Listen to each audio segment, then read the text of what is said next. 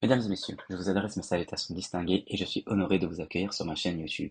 Je réponds au nom de Doumi Amir et je désire partager avec vous ma perspective en tant que professeur, chercheur débutant en histoire et tuteur universitaire.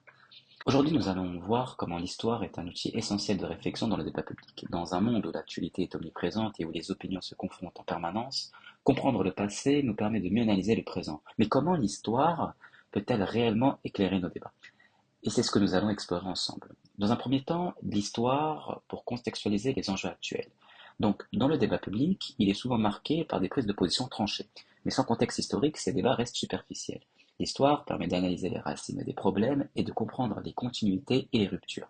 Prenons un exemple. Lorsqu'on parle de la mondialisation, beaucoup y voient un phénomène récent. Pourtant, si l'on regarde l'histoire, les échanges économiques et culturels existent depuis l'Antiquité. Les routes commerciales comme la route de la soie montrent que les civilisations ont toujours été interconnectées.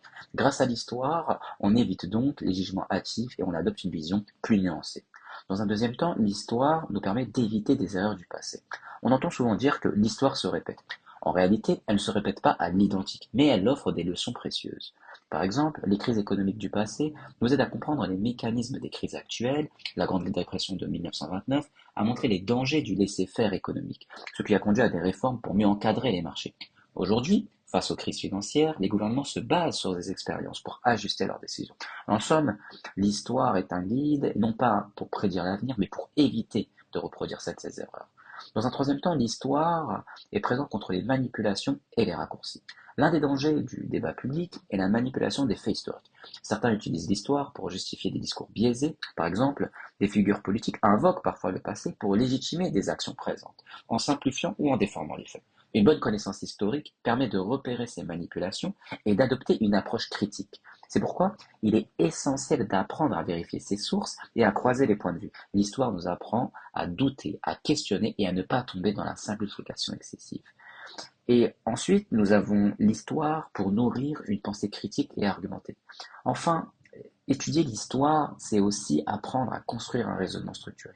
Un débat public de qualité repose sur des arguments solides, appuyés par des faits et une analyse réfléchie. Par exemple, lorsqu'on parle de démocratie, il est intéressant de voir comment elle a évolué au fil des siècles. La démocratie athénienne du 5e siècle avant Jésus-Christ n'a rien à voir avec les démocraties modernes. Comparer ces expériences historiques permet d'enrichir notre réflexion sur les défis actuels de notre société.